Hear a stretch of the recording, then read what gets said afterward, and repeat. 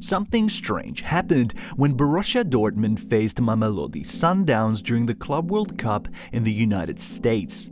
Two teams proudly clad in yellow every match day. In Germany, Dortmund are backed by the Yellow Wall, the Sundowns by not just a nation but an entire footballing movement.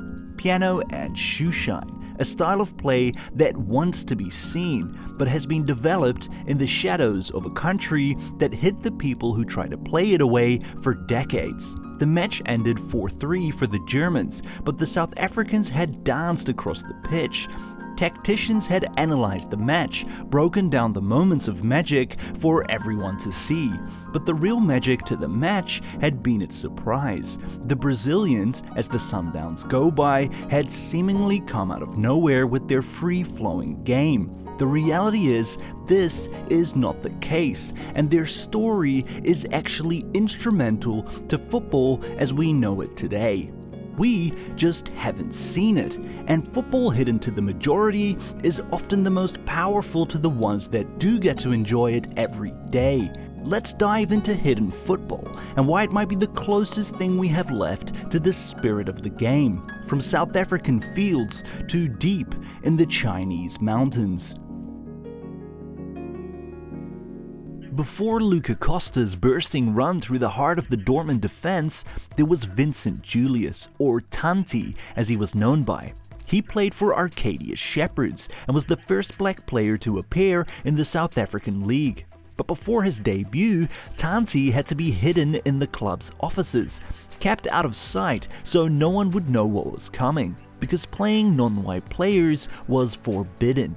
He was introduced to the rest of the team in the dressing room right before kickoff.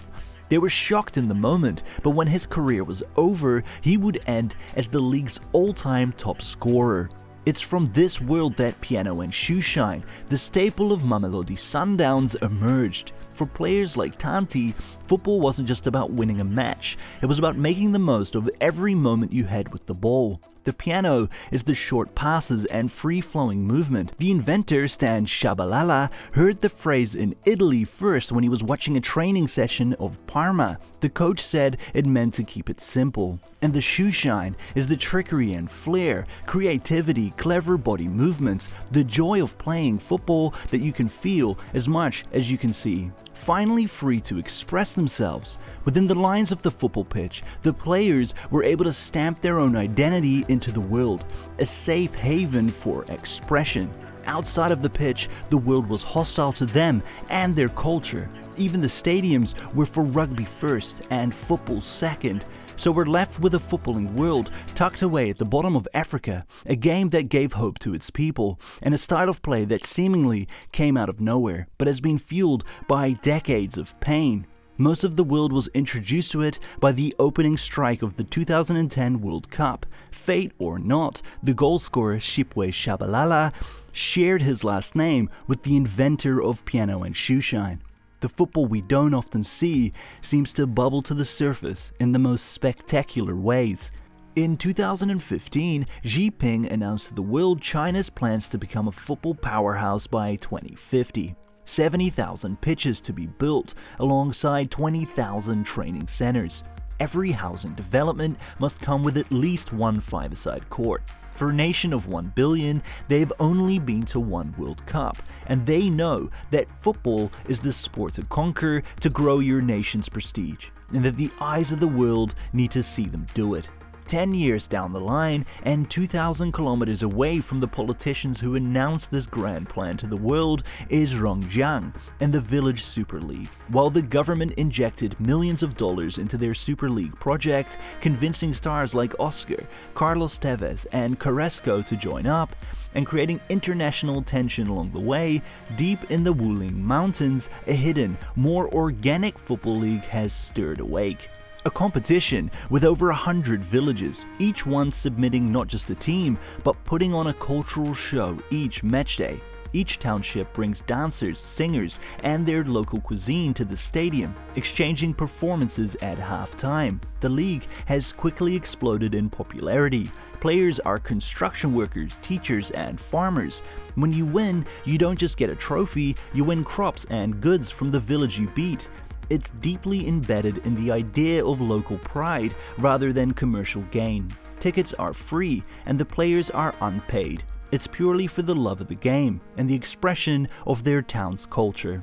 After all the government's efforts to grow the game in China, it was the league hidden deep in the mountains that actually managed to do it, the one place out of the government's reach. The league, whose entire philosophy lies in non-commercial values and players who play for pride and passion rather than money and prestige.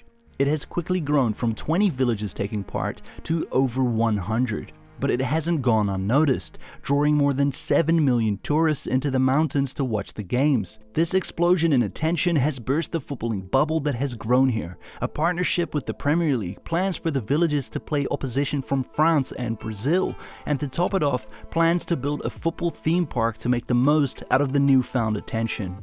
But what does this actually mean for the villages who started all of this? Because these little pockets of hidden football, from rural China to the fields of South Africa, tell us something important about the very essence of the game. It's away from the lights where football has the biggest impact, and it can't be forced or planned. All of it has to unfold naturally.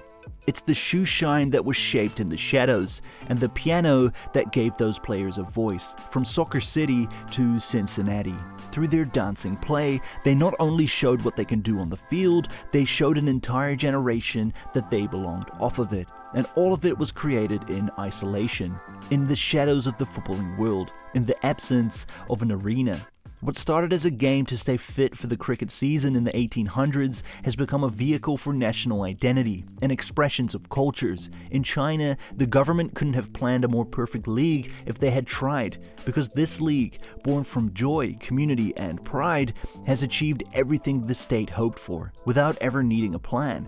But the moment the lights are switched on and the world are invited in with sponsorships and a theme park, does this go against the very core of what this league was born out of? The Village League's magic lies in its anonymity. Teachers, farmers, and students playing for the pride of their village, not for TV deals or for professional contracts. It's in Soccer City and the Wulang Mountains where we are reminded why we care about football to begin with. Because the club you love represents more than kits and tactics. They represent people and belonging. All of them carry with them stories. Stories that you at some point found meaning with. Maybe it's hard to put into words, but you can probably feel it. And it's when the world's eyes aren't looking when that meaning was born. It's in the shadows of our footballing world where the game feels the most real, and why the best football has always been the one that you didn't see. I hope you enjoyed this video.